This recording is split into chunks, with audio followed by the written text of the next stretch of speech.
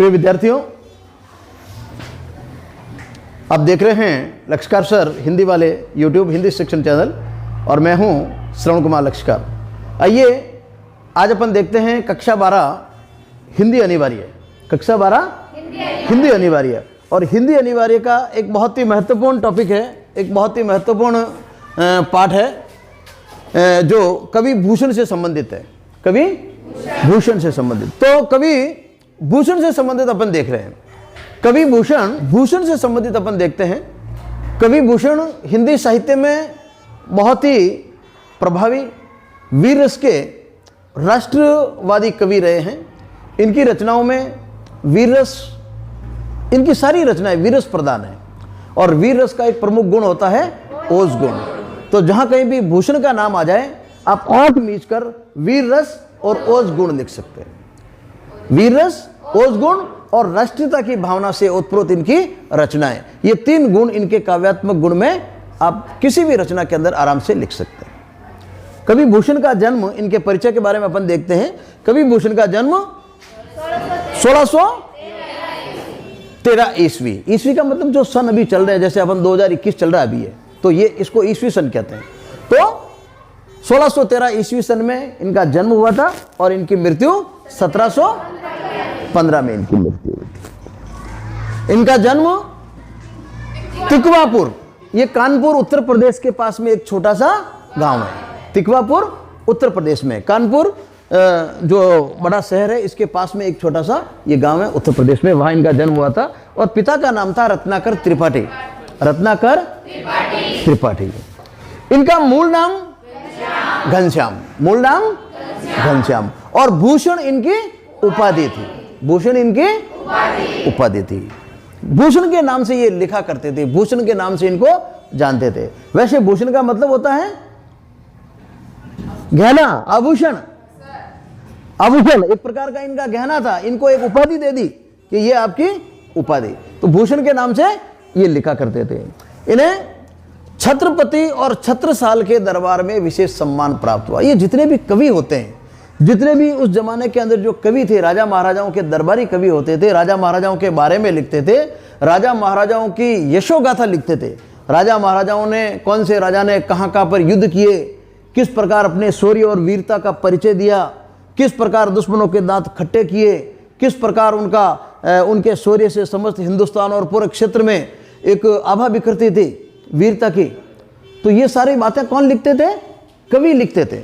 और इसीलिए जो तत्कालीन जो राजा होते थे, महाराजा होते थे, बादशाह होते थे, वो अपने पास कवि रखते थे ताकि वो उनके कार्यों को, उनके अच्छे कार्यों को ग्रंथ के अंदर लिख सके, काव्यात्मक ढाल सके, इतिहास में बना सके।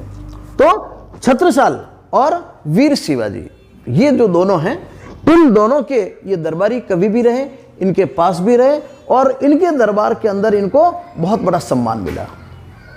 वीर शिवाजी के बारे में आप सभी जानते हैं कि जब औरंगजेब का शासन था पूरे हिंदुस्तान के अंदर, हिंदुस्तान का बादशाह था औरंगजेब, और औरंगजेब की जो नीति थी, कट्टरवाद की नीति, धर्मपरायण की कट्टरवाद की नीति थी। कट्टर मुसलमान था औरंगजेब, हिंदुओं का कट्टर दुश्मन था। औरंगजेब ने अपने जमाने के अंदर इस प्रकार के आदेश दिए कि जहां कहीं भी हिंदुओं के मंदिर हो उनको तोड़ दो, नेस्त नाबूद कर दो। तो औरंगजेब ने हजारों, एक दो नहीं, हजारों मंदिरों को तोड़ा। हजारों मंदिरों की जगह मंदिरों को तोड़कर वहां पर मस्जिदें बना दी, धर्म परिवर्तन कराए, हिंदुओं की स्त्रियों के साथ अत्याचार किया, हिंदुओं के लोगों के साथ, पंडितों के साथ, जो हिंदू धर्म के प्रचारक थे उनके साथ बड़ा अत्याचार किया, इनको मुसलमान धर्म ग्रहण करने के लिए बाध्य किया। ऐसा कहते हैं कि औरंगजेब ने हिंदुओं के जो मंदिर थे, हिंदुओं के मंदिर थे और मंदिरों के अंदर जो मूर्तियां थी, उन मूर्तियों को तोड़कर खंड खंड करके ऐसे रास्ते पर बिछाने का आदेश दे दिया जहां पर वो औरंगजेब निकलता था वो मूर्तियां उनके पांव में होती थी। ऐसी स्थिति थी भी सामने, ऐसी विकट स्थिति के अंदर, क्योंकि हिंदुस्तान का बादशाह था औरंगजेब और कोई भी हिंदुस्तान का कोई भी राजा औरंगजेब के मुकाबले में कोई नहीं था, यानी औरंगजेब का सामना करने वाला कोई नहीं था कि इसको रोके कौन। औरंगजेब एक आंधी के रूप में हिंदुस्तान के अंदर आगे बढ़ रहा था और ऐसी स्थिति के अंदर औरंगजेब का सामना किया वीर शिवाजी ने। जो महाराष्ट्र के थे, मराठा सरदार थे, वो मराठा वीर शिवाजी, उन्होंने सबसे पहले औरंगजेब के विरुद्ध आवाज उठाई, औरंगजेब के विरुद्ध अपनी तलवार उठाई, अपने सैन्य बल को मजबूत किया और औरंगजेब से मुकाबला किया। और मुकाबला किया तो इतना मुकाबला किया कि औरंगजेब की सेना के दांत खट्टे हो गए और शिवाजी के सामने औरंगजेब की सेना भागती हुई नजर आई। कक्षा 11 में वो पाठ आया हुआ, आपने देखा होगा। कौन सा पाठ था? शिवाजी और 76 साल की वीरता, वो पाठ आया हुआ। उसके अंदर आपने देखा होगा, जब वीर शिवाजी की तलवार चलती है, वीर शिवाजी का सामना होता औरंगजेब की सेना से, तो औरंगजेब की सेना के अंदर भगदड़ मच जाती है और उनकी जो बेगमें होती है, उनकी जो सैनिकों की जो पत्नियां होती है, वो नंगे पांव दौड़ती है, जान बचाने के लिए भीख मांगती है। 3 बेर खाती थी वो 3 बेर, नग न जड़ाती वो नग न जड़ाती है। तो यानी 3 बार वो खाती थी, दिन में 3 बार काजू बादाम अखरोट, वो अभी 3 बेर, मात्र उनको 3 बेर मिल रहे हैं। जंगलों में क्यों बेर ही थे, और वो टाइम पास करिए, उनको खाने कोई नहीं मिल रहा है। नग न जड़ाती वो नग न जड़ाती है। जो हीरे जवाहरात नगीनों से जुड़ी हुई रहती थी 24 घंटे, उनकी आज ये स्थिति हो गई शिवाजी के कारण कि वो निर्वस्त्र, नग न जड़ाती यानी निर्वस्त्र जंगलों की ओर भागती है, जान बचाने के लिए, अपनी इज्जत बचाने के लिए। हालांकि शिवाजी स्त्रियों का बड़ा कदरदान था, स्त्रियों की बड़ी इज्जत करते थे शिवाजी। स्त्रियों की मान मर्यादा और इज्जत में कभी शिवाजी ने कोई गुस्ताखी नहीं की, न शिवाजी ने कभी अपने जो सैनिक थे उनको भी करने दी।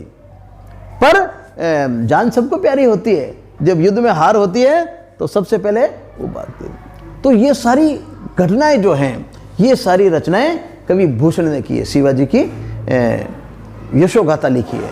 तो शिवाजी और 76 साल के दरबार में इनको विशेष सम्मान प्राप्त हुआ था। इनकी प्रमुख रचनाएं, शिवराज भूषण सबसे प्रमुख रचना, सबसे प्रसिद्ध रचना शिवराज भूषण। और शिवराज भूषण के अतिरिक्त शिवा बावनी, छत्रसाल दशक, भूषण उल्लास, इस प्रकार ये कुछ रचनाएं हैं जिनको आपको याद करना है। इसके अतिरिक्त इनके काव्यात्मक विशेषताएं, क्योंकि देखिए आपके सप्रसंग व्याख्या के प्रश्न आते हैं। 4 पंक्तियां दे दी पद्य की और आपको इसकी सप्रसंग व्याख्या करनी है, तो सप्रसंग व्याख्या के अंदर अपन प्रसंग लिखेंगे, सरलार्थ लिखेंगे, भावार्थ लिखेंगे और इसके बाद में विशेषताएं लिखते हैं कि इस काव्य की क्या विशेषताएं। तो 3 विशेषताएं तो आप रट ही लीजिए। कौन सी रचनाएं, कौन सी विशेषताएं? राष्ट्रीयता की भावना, वीर रस, ओज गुण। ठीक है, ये 3 तो लिख दी और बाकी जैसे पद्य में आती है, कोई अलंकार है, लोकोक्ति मुहावरा हो गया, या उस कोई विशेष घटना से संबंधित कोई वो चीज़ है, तो अपन उसको देखकर लिख सकते हैं। तो 3 ये याद होते ही आपका प्रश्न आधा तैयार हो गया। तो ये था कवि भूषण का जीवन परिचय। आइए अब अपन इसका देखते हैं, पद्य भाग देखते हैं। प्रथम पद्य देखते हैं।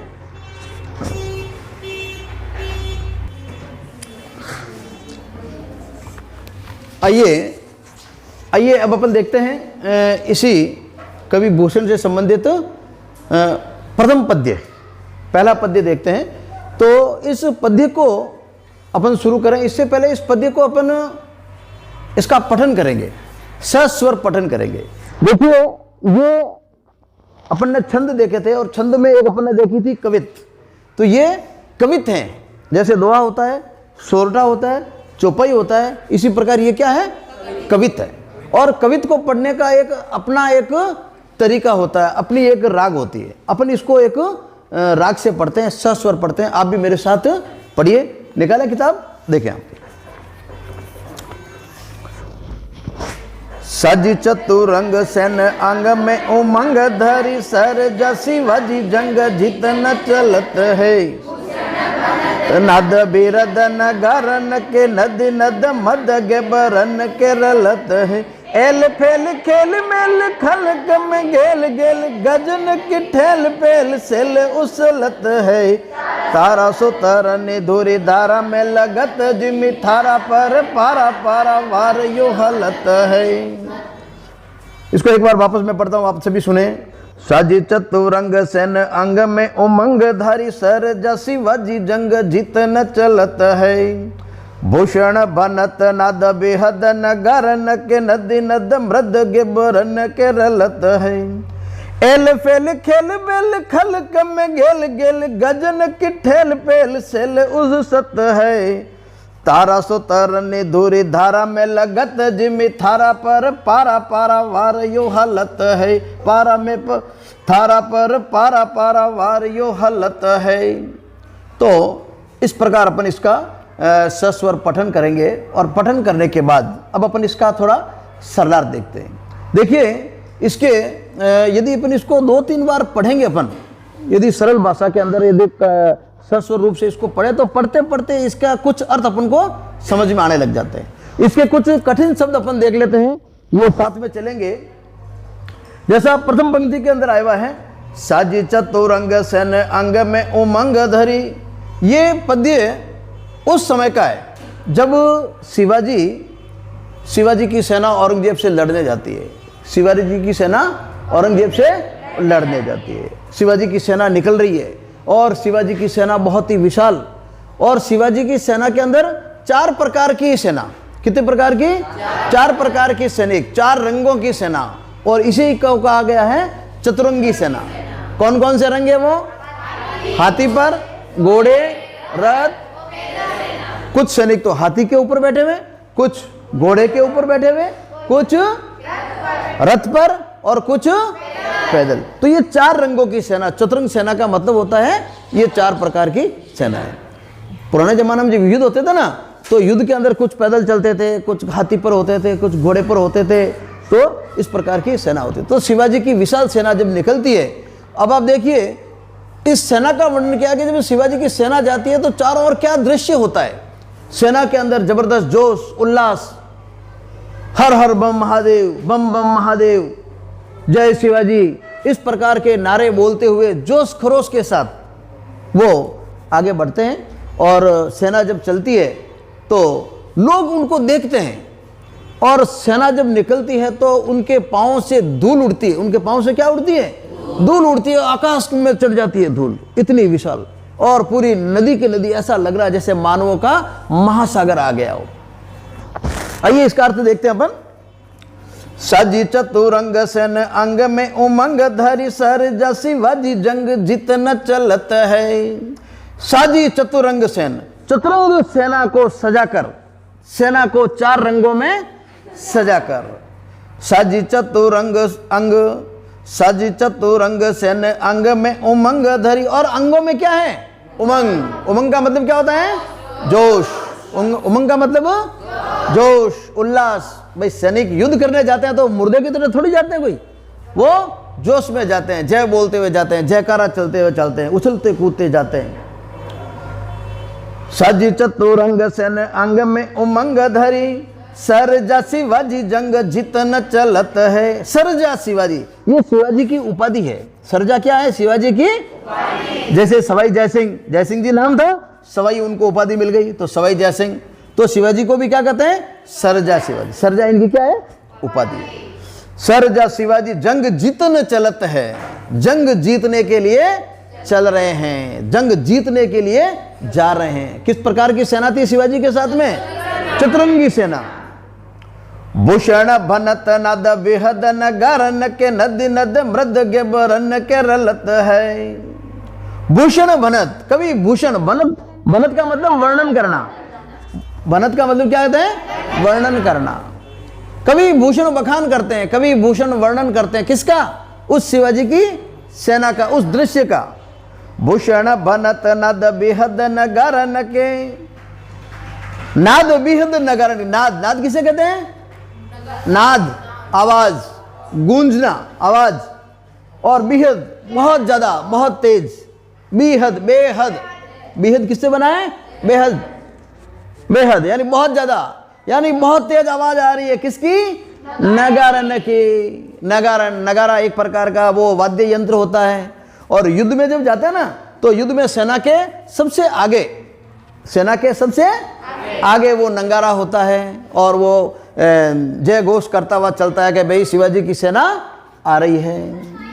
तो इस प्रकार वो नंगारा बजते हुए शिवाजी की सेना आगे बढ़ी हुई जा रही है। नदी नद मृद गेब रन के रलत है, एल फेल खेल बेल खलक में गेल गेल।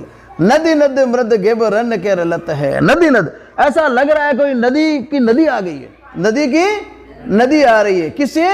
मृद गेब रन के रलत है। मृद कहते हैं, मद कहते हैं, हाथियों के कान से एक प्रकार का मद निकलता है। हाथियों के कान से एक प्रकार का क्या निकलता है? मद निकलता है। या इसको अपन कह सकते हैं कि हाथियों के कान से एक प्रकार का द्रव्य निकलता है, पानी निकलता है।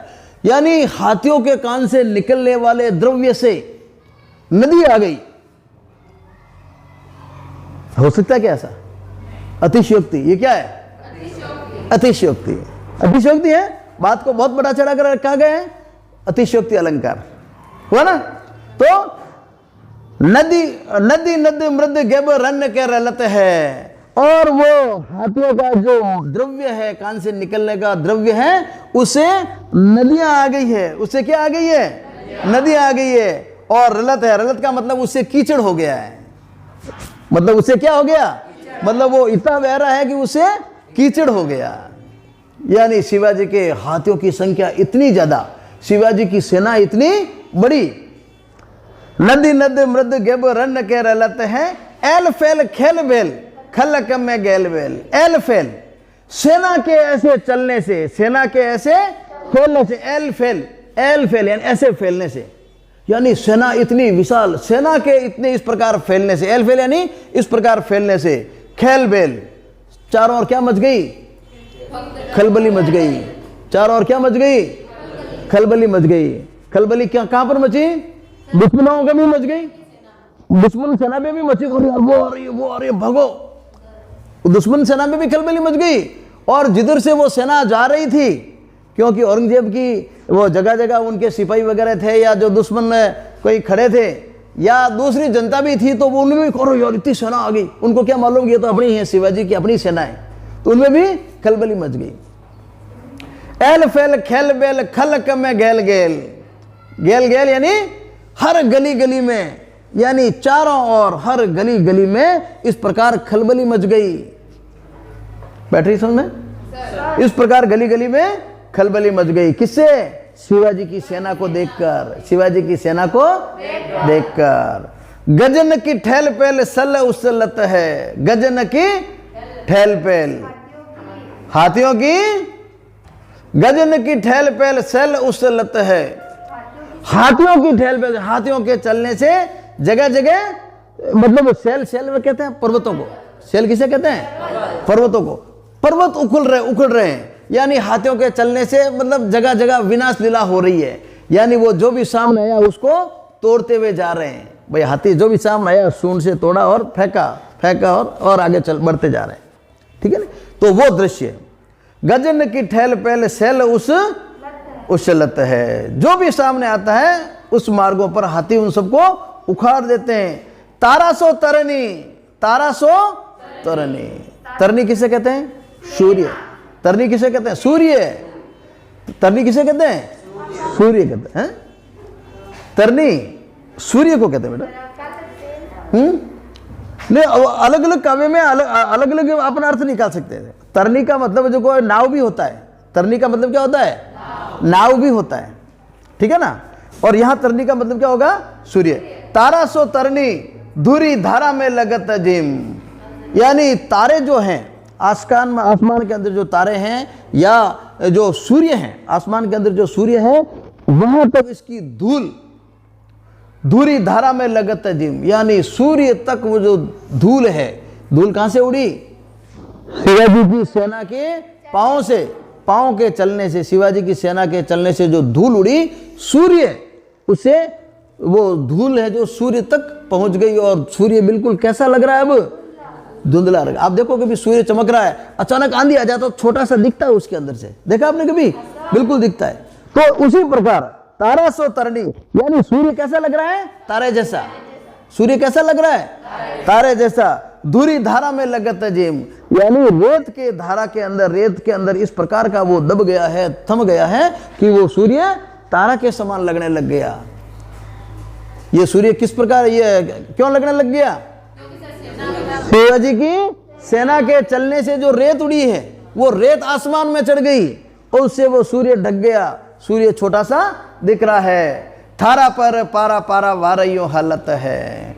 ऐसा लग रहा है कि जैसे किसी थाली के अंदर समुद्र रख दिया गया, समा गया हो, किसी थाली के अंदर पूरा का पूरा समुद्र समा गया हो।